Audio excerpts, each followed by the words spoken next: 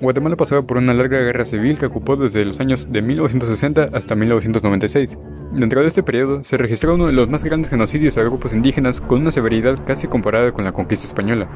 Más de 200.000 personas se contaron como desaparecidas, atacándose a un estimado de 600 pueblos mayas.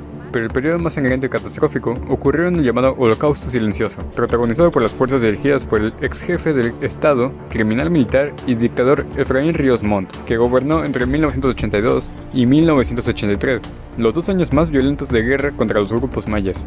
En este periodo se logró un exterminio total de 440 pueblos. ¿Justificación? Formaban parte de un complot comunista en contra del gobierno.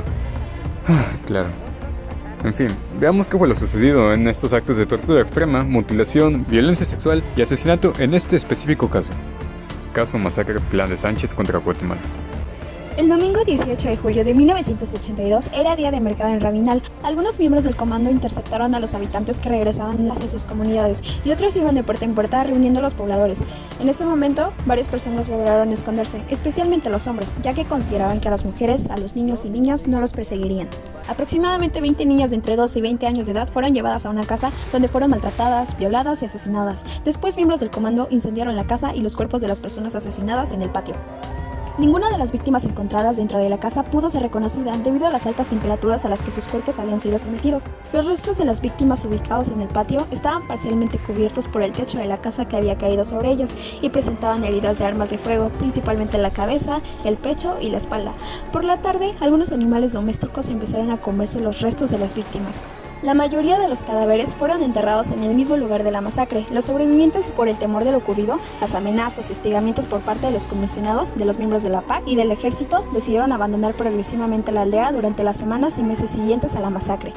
También se lograron recuperar algunos de los testimonios de los familiares de los sobrevivientes, proporcionados en un documental de la caracterización de lo sucedido. Todos los gallinas y vacas se llevaron al destacamento, todas nuestras siembras fueron destruidos, toda mi familia fueron perseguidos.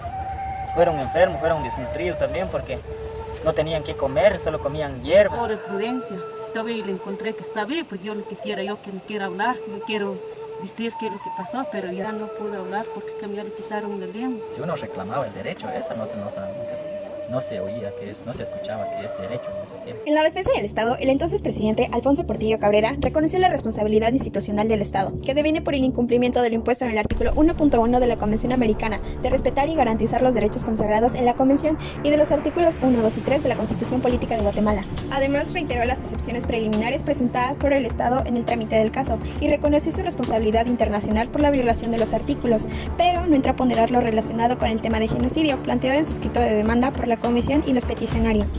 Los siguientes derechos violados fueron derecho a la integridad personal, garantías judiciales, libertad de conciencia y de religión, libertad de pensamiento y de expresión, libertad de asociación, derecho a la propiedad privada, igualdad ante la ley y protección judicial.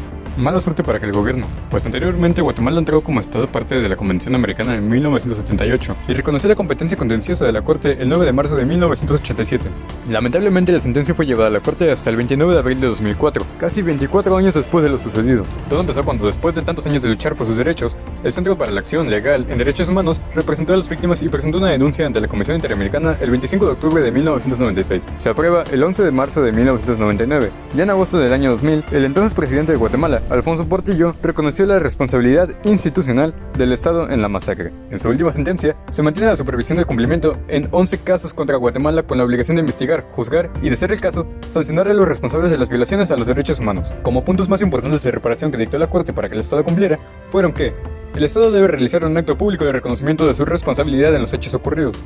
El Estado debe de hacer los pagos de daño inmaterial a cada una de las víctimas con valor de $5.440.000 y pagos de daño material con valor de $225.000. El Estado debe brindar servicios adecuados para las víctimas y sus familiares de vivienda, agua, alcantarillado, educación, entre muchos otros puntos. Sin embargo, como se observó en el video de testimonio, no se ve reflejado en la comunidad, y lo peor de todo es que aún viven con miedo e intranquilidad de lo sucedido y de que pueda volver a ocurrir. Es difícil juntar información detallada del tema en varias fuentes. Esto se debe a que cuando se les ha preguntado sobre el caso, muestran cierto rechazo por lo sucedido, pues no quieren recordarlo, lo cual es completamente entendible, ya que estamos hablando de una destrucción total de su entorno y de su comunidad. En la descripción dejo los enlaces de los documentales utilizados, los periódicos nacionales e internacionales que tratan del tema y los casos de sentencia de los militares. Este fue un resumen del caso de la masacre del Plan de Sánchez, hecho por Emiliano Ferrol y Alicia Moto. Gracias por su tiempo y adiós.